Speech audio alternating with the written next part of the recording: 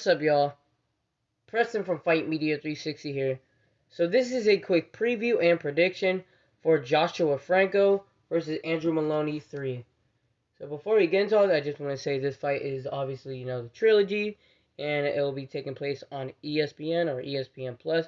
I believe the undercard is going to be on ESPN Plus, and then the main card is going to be on ESPN. And this was promoted by Top Rank, Bob Arum. So yeah. And this will be taking place on August the 14th on Saturday. So yeah. So now we got that out the way. So now let's talk about the odds and then what they need to do to win, and then my final prediction.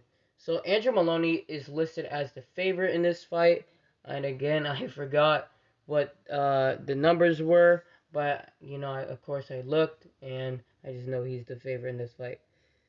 So we got that out the way. So now let's talk about what they need to do to win, and then my final prediction. But before that, I just want to say, man, like that second fight was just a robbery, dude. There was so many excuses in that fight that just irritated me. The thumb in the eye, which was complete BS, and then the head clash that came like a round after the freaking swollen eye. That like just the BS in that fight is just really pissed me off, and it kind of still does. And I just, man, dude, like the first fight, fine, like it was a good fight. I actually thought the first fight was actually a draw, to be honest with you. Like, Moloney was winning a lot of those rounds, but then Franco came back at the end. He did drop him. And he was landing some power shots. I'm not, but like the second fight, that was just a pure robbery, dude. They literally just robbed Andrew Moloney, dude. That's the thing that really irritates me about boxing. It's just the BS about boxing, dude. It's so annoying, man. But anyways, now let's start off with the slight favorite. Wait, well, no, let's start off with the slight underdog, Joshua Franco. I want to see Franco throw more punches. If he can throw more punches, then he can beat Andrew Moloney. I'm not gonna lie. If he throws more punches and in like pressure fights Andrew Moloney, then he can definitely win, man. Like he can definitely probably most likely stop Moloney. So he needs to throw more punches, and just pretty much, and that's really just what he needs to do is throw more punches. He doesn't have to work on his footwork. He just needs to work on his punches and also work on your defense. He has terrible defense. He literally is like a fighter who leaves his head as a punching bag. So he definitely needs to work on his head movement. So kind of bob and weave and then throw punches. Like kind of those uppercuts. Throw hooks. Like do whatever you do, and then also throw like power shots at Andrew Moloney. So that's what Joshua Franco needs to do to win. So yeah. So now for Andrew Moloney, what I would like to see from Andrew is I would like to see what he did similar to the second fight is to be really be very very fast, like bounce on your feet, outbox Franco, beat his face in, try to swell up that eye again where he did and stopped him in the second fight. We all know what happened.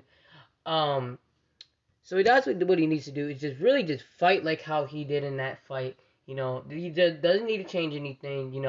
Maybe work maybe on his defense a little more. If he could work on his defense, use a little bit more head movement, then he got this fight sealed. He just needs to use more head movement, and that's about it. Because he was winning that fight. He was using the jab, threw 1,500 jabs at Franco's face and busted up the eye, and was just throwing hooks to the body, hooks to the head. That's what he needs to do in this fight is the same thing, but use a little bit more head movement. Because Andrew Moloney, cause he was winning that fight, I don't care what anybody was saying. Like, he was winning that fight, and he was landing a lot more shots than Franco, So he definitely just needs to do what he did in that fight and to just beat up Joshua Franco. So that's what Andrew Moloney needs to do to win. So yeah. So my final prediction for this fight, it's a good fight. It's definitely a good fight, man. Like I've been waiting for this trilogy for a very, very, very long time, man. Like, that's for sure. But if I would have to pick one, I'm probably going to lean more towards Andrew Moloney by a stoppage in the early or mid rounds.